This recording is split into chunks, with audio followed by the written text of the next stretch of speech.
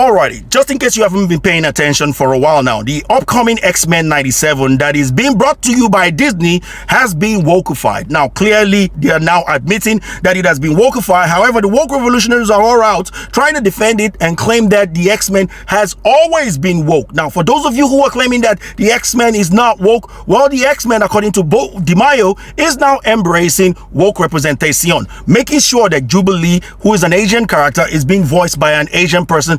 However, when it comes to Morph, they're pretty much okay with changing a straight white male character into a non-binary character because it suits their narrative. They're pretty much okay with turning a straight white male character in Wolverine and making suggestions that he probably might be gay. They're perfectly okay with that. They're perfectly okay with removing the butt. For their own personal reasons, they're trying to androgynize Rogue, and they are also trying to use her as an allegory for an LGBTQ, even though that was never the purpose of Rose in the first instance. But in any case, you guys, we're seeing the party lines being drawn, and many of these outlets or the access media are defending them, but they never defended them in a straight politics mode. However, the Mary Sue, an outlet that was dumb enough to claim that trees are sexist because the trees that produce the pollens that actually causes allergies in people are the male trees. True story. This is actually an article from the Mary Sue in 2020. They brought out that article. These are the same people that are coming out now and drawing party lines and separating people by party affiliation, and they're asking a question in their defense of the X-Men being woke, saying, how are all these neckbeards and Republicans fans of the X-Men? They're literally not for you. Spoken like a true Brie Larson. But in any case, you guys, I want to dive into this because there are some of these myths that we have been seeing floating around the internet, claiming that the X-Men was always woke and that Stan Lee made it woke from the onset. And I want to address that. I also want to address who actually has the monopoly on your so-called social justice issues, the woke issues that we are seeing today, because a lot of people seem to not understand where we say things are woke. Wokeness is based on false premises of injustices, because the injustices they claim truly do not exist. That's why we call it wokeness. You're not going to see anybody saying the civil rights era was woke. Nobody's going to say the fight against slavery was woke. Nobody's going to say the fight against anti-Semitism was woke. However, what they're asking for today is special rights for a certain member of a certain group that we know, the alphabet group. So without further ado, I want to jump into this, address some of these issues as we go along. Feel free to share your opinions in the comment section below. Now, here we go. Sometimes the men with patchy beards overflowing onto their necks, you know the ones that they are talking about. You know exactly who they are talking about. Shout out Neurotic. That guy lives in the Mary Sue's head rent-free, and many of these woke revolutionaries who are part of the access media as well. You know the ones that champion Comicsgate, say the most baffling and least aware things, like how they don't want the X-Men to be woke in the X-Men 97. Yes, those men. Guess they just never paid attention to the story. Just like I said, they're trying to claim that the X-Men was always woke, and this is how they try to do it. Check this out. Let us look at what the comic legend Chris Claremont said about the X-Men in 1982. The X-Men are hated, feared, and despised collectively by humanity for no other reason other than they are mutants. That could simply apply to Jewish people who were feared and hated across history, who were almost annihilated in the 40s simply based on the fact that they were Jews. People could identify who they were, and people wanted to stop them from existence. You can't use that same claim today for the members of the LGBTQ or for all your other woke reasoning, not using right pronouns and whatnot. No, these were real issues. Also, black people were hated simply because they were black, for no other reason other than they were black. That was true injustices. Slavery was true injustices. Using the wrong pronouns is not true injustice. All right?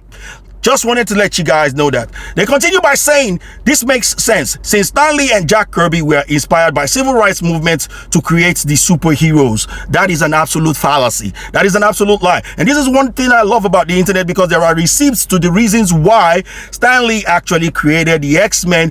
And as Screen Rant perfectly puts it, and nobody's going to question me for using Screen Rant and say Screen Rant is some white, right-leaning white supremacist outlet. No, it's Screen Rant.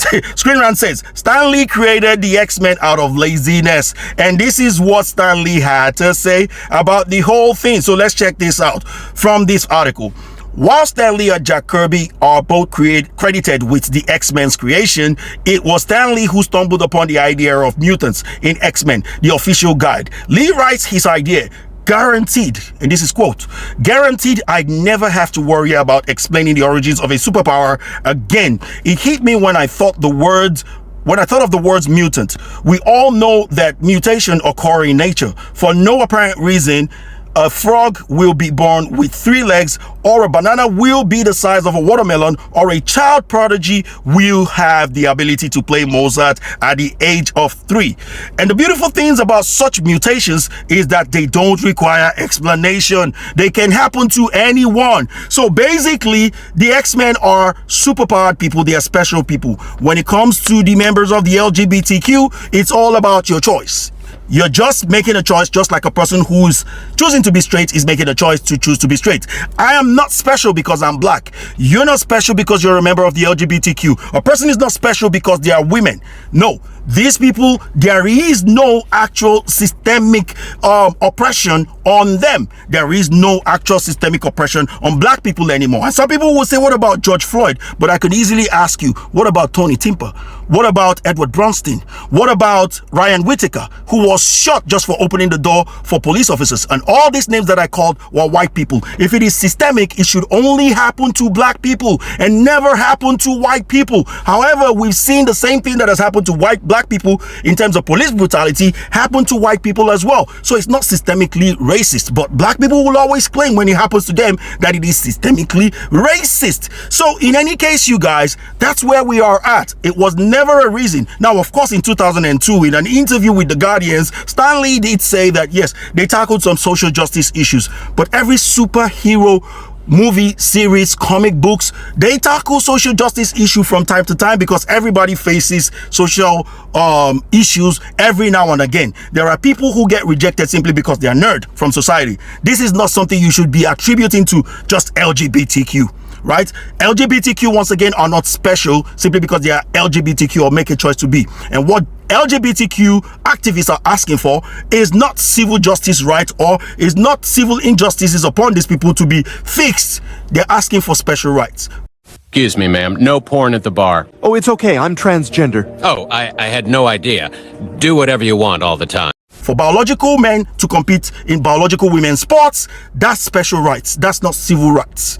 For biological men to be able to enter into biological women's spaces like in prisons, that's special rights. And these are all detrimental to women. For biological men fighting to use the same utilities like toilets and bathrooms as women, changing rooms, public toilets and bathrooms and changing rooms as women, these are all special rights and they are detrimental to biological women. Why? Because everywhere that they have enacted policies that support the so-called LGBTQ movement, especially the trans ones, it has been detrimental to women because, you know, harassments upon women and bad things happen to women has increased exponentially since they applied those rules and made unisex bathrooms and so on and so forth. You get perverts, you get people taking advantage of those systems. This is why these rules have been put in place to protect women. Now, when it comes to them trying to claim that if you were Republican, you've never been tackling social justice issue, I'll have you know that when it comes to true injustices and not woke injustices, true injustices were all tackled in America by the Republican Party. When it comes to slavery, Republican Party was created to end slavery. The Democratic Party wanted to continue slavery forever and ever and ever. This is something they don't tell black people about their true history, or they lie to them. When it also came to Jim Crow legislations, the Democratic Party actually signed that legislation into law. When it comes to women's right to vote, who do you think fought for that justice, that social justice issue, that injustices upon women? It was the Republican Party. When it comes to the civil rights bill, of course, Lyndon B. Johnson, who happens to be the president at the time, was a Democrat, and he was the one that introduced the bill. However, it was filibustered by a majority Senate. 67 members of the Senate in the 1960s were Democrats, and they filibustered the bill for months and months on end. Guess who worked on it? The Republicans worked on the bill for months until they were able to get enough Democrats on board to actually pass the civil rights bill. So the civil rights bill would have never been passed if it wasn't for the Republican. And the civil rights bill, they slipped things in there, the Republicans, that killed the Jim Crow laws. These are things that they would never tell black people today, and that's why black people vote a certain way. Now, I'm not claiming that Republicans are the best thing that has ever happened since sliced bread. There are good people in the Republican Party, there are bad people in the Republican Party, just like there were good people in the Democratic Party and there were bad people in the Democratic Party. But to come out here and claim that the X-Men was never meant or made for Republicans is nothing short of asinine. It is absolutely asinine. You can't just come here and start making, saying things for party lines and teaching these up and coming kids to think a certain way and vote a certain way, which has always, from the day one, from all of this wokeness that has started from Hollywood, this has always been the reason why they are doing what they are doing. The Mary Sue was just too dumb to actually continue to hide it, and they've just exposed Hollywood for what Hollywood is actually trying to do, which is they are trying to manipulate politics for the sake of power and to control people. I could keep on talking about this forever and ever, but guys, I want to throw the floor to you. What do you guys think about this? Do you reckon that the X-Men was always woke? Was it always made for only progressives and woke revolutionaries out there? Or is the X-Men for everybody? And everybody should be able to relate to the X-Men. And because they are now trying to make it woke, that at the end of the day, it's just going to follow the same line as all the other woke garbages that we've seen in recent time, where they're either trying to push woke feminism or the trans agenda or the LGBTQ agenda, and they're all coming to failure because people are sick of their preachy, whiny BS and their do as I say but don't do as I do, because I don't even think they believe in their own BS. In any case, you guys, let me know what you think in the comment section below. I want to thank you guys for watching this video. Hope you guys enjoyed this. If you did, please help me out by smashing the like button on this channel. That really helps me and encourages me a lot, and I'll talk to you guys again real soon. Even though it has been a while, I'll talk to you guys again real soon. Take care. Bye bye.